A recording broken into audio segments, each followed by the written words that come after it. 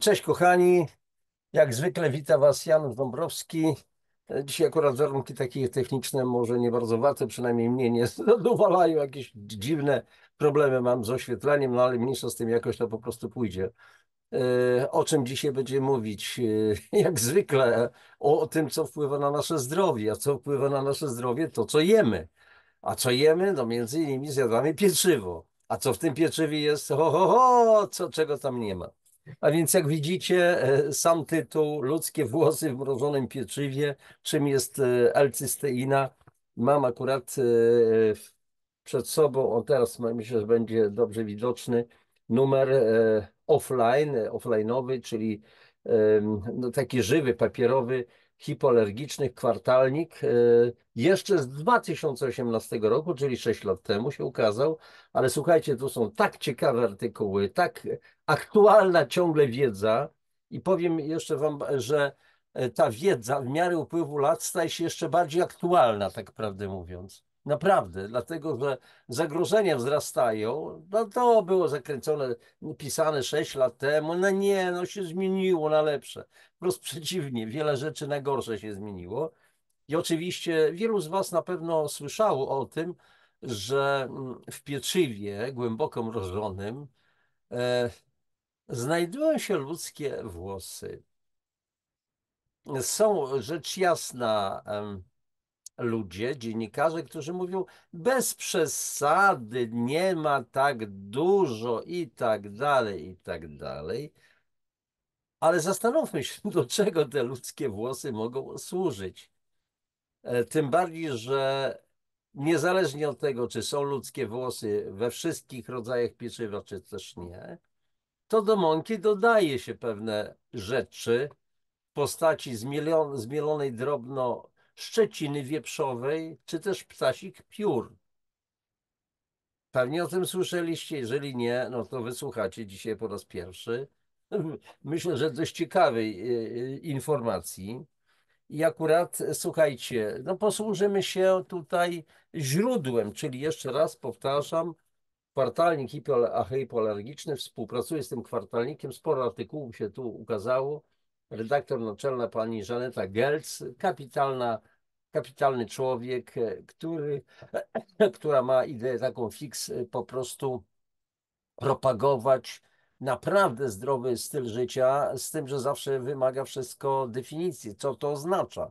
I ona w tym swoim kwartalniku, w tym piśmie hipoalergicznym, ona definiuje bardzo dokładnie. Zaprasza naprawdę wyjątkowych lekarzy, wyjątkowych naukowców, robi z nimi wywiady, naukowców z całego świata, którzy są kimś w tym swoim świecie, nieprzeciętni, to nie są tacy, wiecie, akurat nazwijmy to w skrócie prorządowi, prosystemowi, wprost przeciwnie.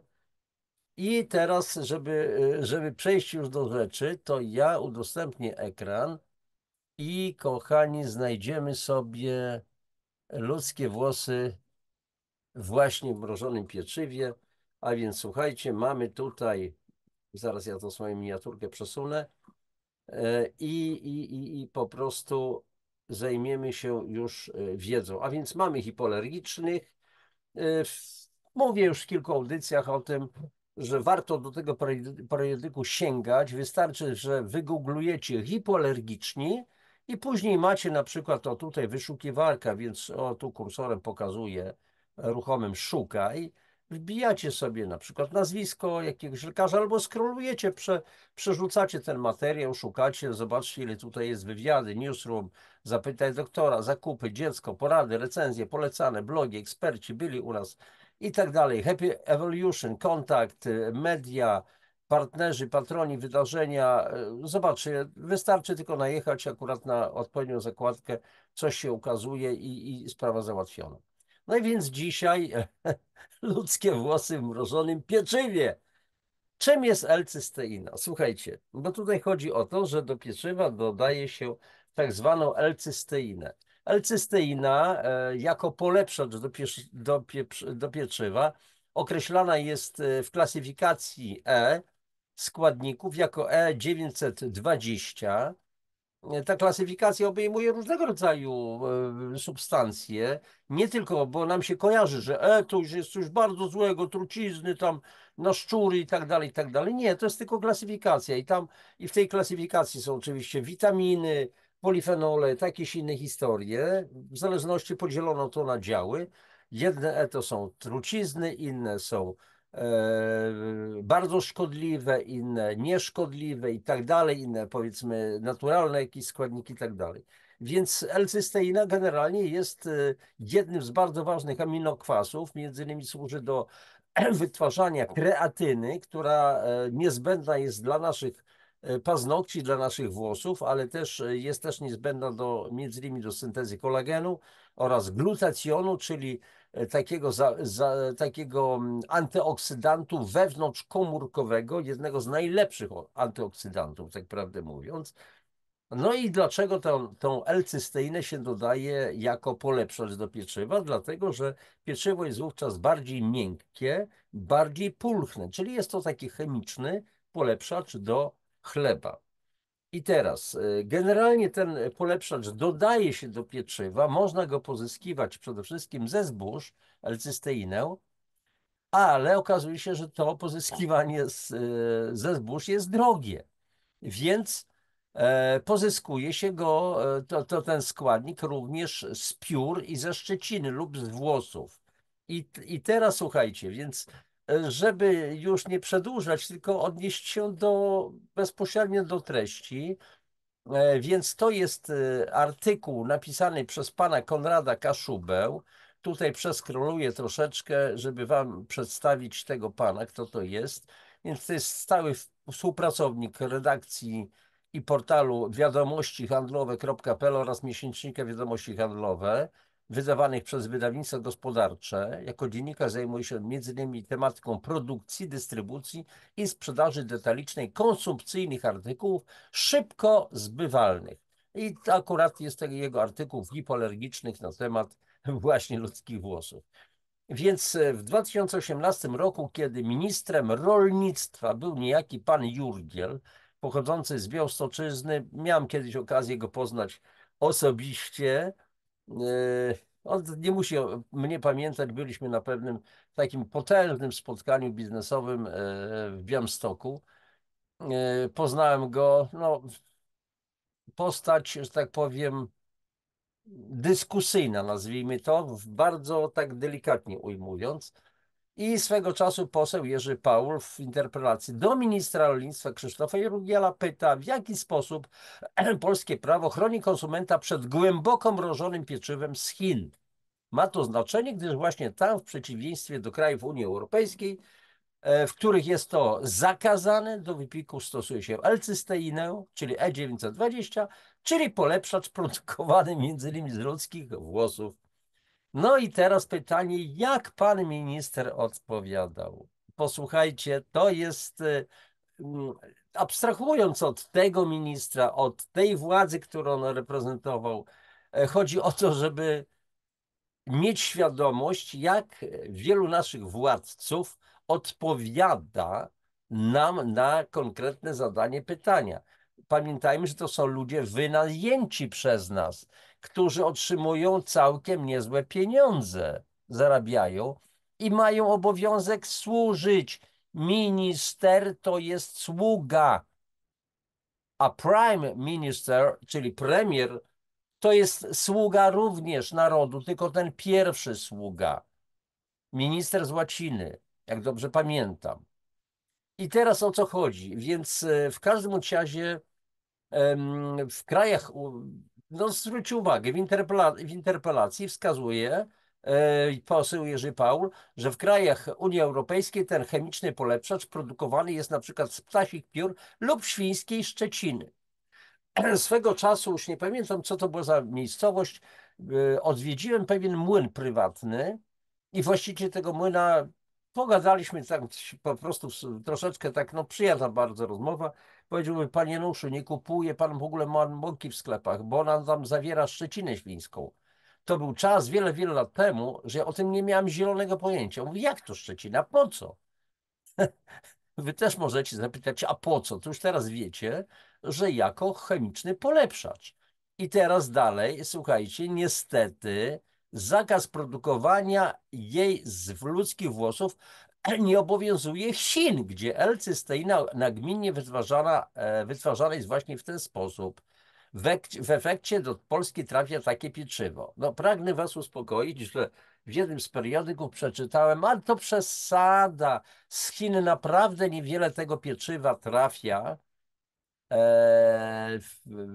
czy niewiele, głęboko tak zwanego mrożonego, więc ale mimo wszystko w europejskiej mące również jest trzcina wieprzowa i są pióra rozdrobnione na pył, tak prawdę mówiąc.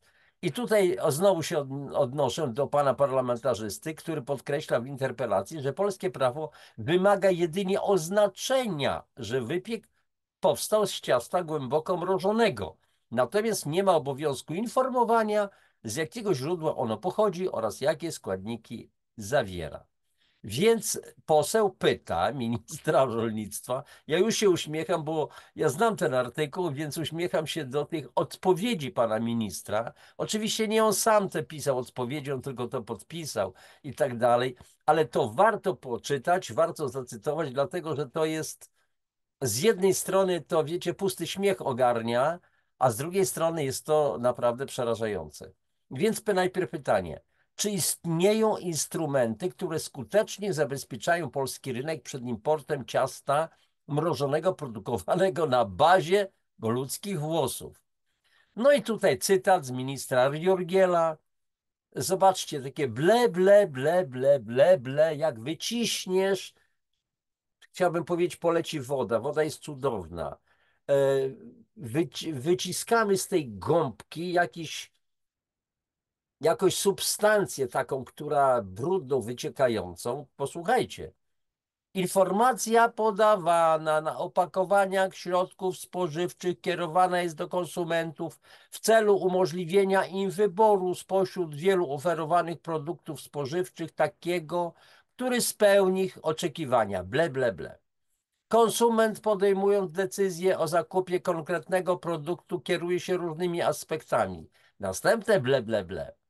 W wyborze pieczywa decydującą rolę odgrywają indywidualne upodobania konsumentów w stosunku do określonych cech jakościowych wyrobów. Czyli ble, ble, ble, ble. Według ministra konsumenci zwracają uwagę na cenę, smak, datę ważności, wygląd oraz praktyczność. Zaznacza również, że w Polsce, przepraszam, że tutaj akurat mam problemy troszeczkę techniczne z zaznaczeniem tego tekstu na niebiesko, zaznacza również, że w Polsce 15% konsumentów kupuje pieczywo produkowane z wykorzystaniem technologii odroczonego wypieku OWP, a na przykład w Niemczech kupuje je ponad 50% konsumentów.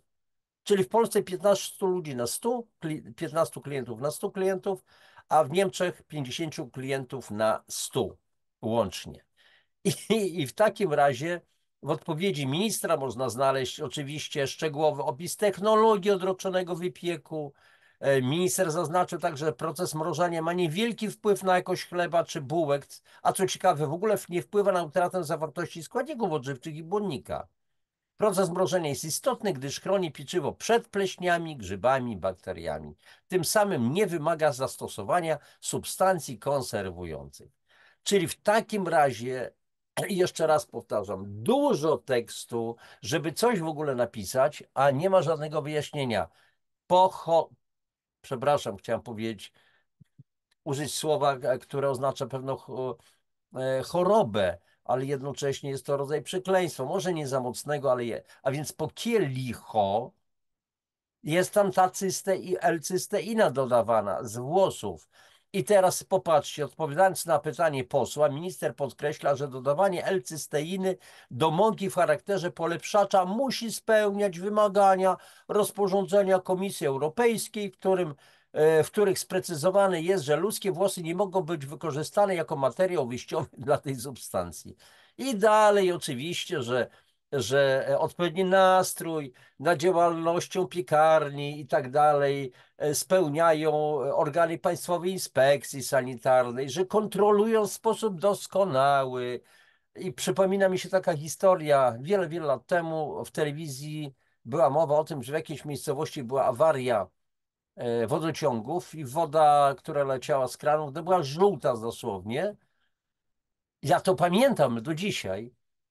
I oczywiście zaangażowano sanepid, żeby zbadał i tak dalej. Sanepid określił, że ale ta woda się nadaje do picia, spełnia wszelkie wymogi. Kilkudziesięciu tam powiedzmy różnych wskaźników, a ludzie po prostu dostawali piany.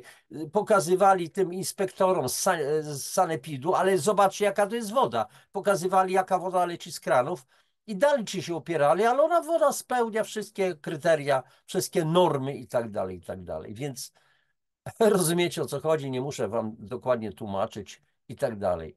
I jeszcze pan minister podkreśla, że sanepid kontroluje między innymi stosowanie substancji dodatkowych, a w tym także znakowanie, identyfikalność, warunki stosowania, dokumentację potwierdzającą, że dany produkt spełnia wymagania w zakresie bezpieczeństwa żywności i tak dalej, i tak dalej. W takim razie znowu, słuchajcie, pojawia się pytanie, wobec powyższego, czy faktycznie istnieją instrumenty, które chronią polski rynek przed mrożonym, nas chronią, nas, ludzi, przed mrożonym pieczywem zawierającym L-cysteinę z ludzkich włosów? Zdaje się, że na pytanie posła Jerzego Paula minister, choć nie wprost, to jednak odpowiedział przecząco. I podsumowanie, kochani, a więc ta audycja nie jest za długa, ale zainteresujcie się w ogóle tą całą sprawą. Czytajcie, szukajcie wiedzy, bo po to ostatecznie są te również nasze audycje. I na koniec jedynie wisienka na torcie, szacunek dla pani redaktor Żanety Gelc i oczywiście dla pana Konrada Kaszuby. Redakcja magazynu Hipoalergiczni poleca zatem unikanie jakiegokolwiek pieczywa mrożonego, a zwłaszcza pszennego, które cieszy się największym powodzeniem, jeśli chodzi o jadłodajnie, które w większości bazują właśnie na wyrobach pszennych, a do tego głęboko mrożonych. Nas nie trzeba wymieniać, jako że wszyscy znakomicie orientujemy się, gdzie taka żywność jest serwowana. Ze swojej strony kończymy chyba tutaj udostępnianie tego ekranu, więc jeszcze raz powtórzę, kochani, hipoalergiczni, łatwo znaleźć, wyszukiwarka, o tutaj możecie sobie wstawić, może będziecie zainteresowani moimi artykułami, więc do wyszukiwarki, w tym miejscu, gdzie mój kursorek porusza się, wpiszcie Janusz Dąbrowski, może coś tam znajdziecie. I już koniec, zatrzymuję udostępnianie i jak widzicie, no z jednej strony to się śmieje, a z drugiej strony, no słuchajcie, nerwy człowieka mogą trzepać, tak? Bo żadnej odpowiedzi, żadnej kontroli mimo służb, żadnej. Jakie są normy, jeżeli chodzi o wodę, jeżeli chodzi o glifosat, który jest w Roundupie i tak dalej, i tak dalej. Wiele o tym cały czas mówimy. Jak jesteśmy chronieni my jako konsumenci, co jest w wędlinach, co jest we wszystkim. Więc temat tego chleba, tego pieczywa służy nam tylko jedynie jako pretekst, żeby pokazać, gdzie, na jakiej planecie my żyjemy, co się z nami dzieje. Przecież my jesteśmy systematycznie potruwani. I znowu wsiada mojego konika, więc toksyny mają charakter kwasów. Wszystkie toksyny są po prostu, mają charakter kwasów. Tak prawdę mówiąc, te, które my zjadamy, konserwanty, niekonserwanty, polepszacze, spulchniacze, barwniki i tak dalej. Więc jak mamy funkcjonować? Jak mamy nie mieć deprechy? Jak nie mamy chorować na te ponad 70 chorób? Kiedy wtłaczamy w siebie różnego rodzaju ksenobiotyki, czyli coś, co zostało wyprodukowane przez człowieka i co jest kompletnie niekompatybilne z ludzkim organizmem. Kompletnie. Oczywiście ktoś może powiedzieć, no ale przecież L-cysteina, mówiłeś chłopie, że jest dobra, bo służy do budowania kolagenu, kreatyny i tak dalej, i tak dalej. No tak, ale powinniśmy tą L-cysteinę pozyskiwać zupełnie z innych źródeł, a nie z ludzkich włosów, nie z szczeciny wieprzowej czy z ptasich piór. Zasada jest, w naszym domu nic się nie marnuje, czyli nawet szczecina wieprzowa i ptasie pióra są wykorzystywane, i włosy są wykorzystywane. Horror na całego. Kochani, kończymy tą trochę, nie wiem czy prześmiewczą nawet audycję, bo tak do śmiechu to tak naprawdę mówiąc to nie bardzo, nie bardzo. Natomiast zobaczcie, no, to co dzisiaj żeśmy sobie przedstawili pokazuje kompletną indolencję tych naszych władców, brak kompletnie pomyślunku i oni żądają, oni nas uczą jak my mamy żyć bardzo często. To jest przez to woła o pomstę do nieba, tak prawdę mówiąc. E, Kończymy na dzisiaj. Jak zwykle życzę Wam wszelkiego dobra. Bądźcie świadomi. Będziecie mieli świadomość, będziecie mieli dużą dozę wolności, bo można będzie wybierać. Można będzie wybierać. Korzystajcie raczej z takich małych jakichś sklepików, gdzie właściciele starają się, oczywiście to trzeba sprawdzić, nie o dostarczanie towaru takiego, wiecie, hipermarketowego, tylko po prostu współpracują może z prywatnymi jakimiś producentami, gdzie naprawdę to wszystko przebiega tak, jak potrzeba. A jeżeli chodzi o te wielkopowierzchniowe sklepy, no to wiadomo, że wchodzimy do sklepu i na dział na przykład piekarniczy, wypieków, tam pachnie pieczywem. Dlaczego pachnie? Bo tam są piekarnie jednocześnie, ale tam nie ma piekarzy. Tam są tylko robotnicy. Ciasto jest produkowane z tak zwanego wora, czyli do mieszalnika, jak do betoniarki.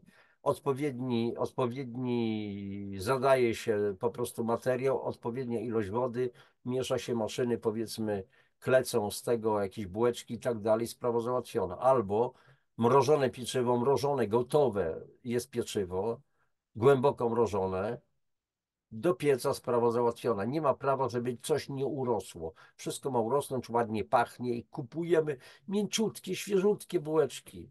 Już wiemy, co w tych bułeczkach jest. Trzymajcie się, papatki. Do zobaczenia w następnej audycji. Pa, pa.